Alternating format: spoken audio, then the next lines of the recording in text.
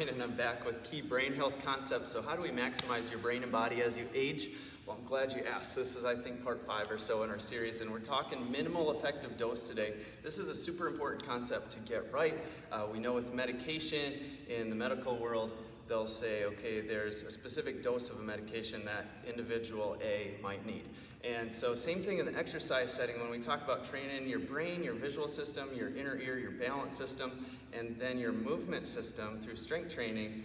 How much dosing do we need? And that's a big question. And there's all these different variables that we can consider. So things like sets, reps, the amount of weight that you're using, the amount of time that you're holding position, or time under tension we call it. Movement, what movement type, what do you need more of? Maybe you need more skipping, maybe you need more side sliding. And then also the speed of the movement, what's going on in the visual system? What type of visual stimulus are we giving you? Are you gonna need inhibition in one eye? Do we need to close the eyes and do movement for a while?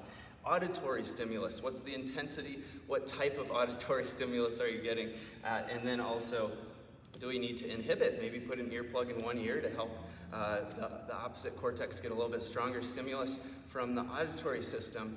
And all these questions are important to consider to optimize exercises for people. The last thing to consider here as you're training is that culturally, unless you're an elite athlete, which means you actually get paid your professional living to use your body and keep it really healthy to compete at an elite level, if you're not in that category, you probably need more volume when it comes to vision, balance, and movement training. There's a couple of our clients who are like super active, and every once in a while we might say, hey, you gotta focus on your recovery a little more, maybe pump the brakes a little bit. But the vast majority, we can actually use more of this style of training, vision, balance, and strength training. So I hope this helps. Until next time, keep making these your healthiest years yet.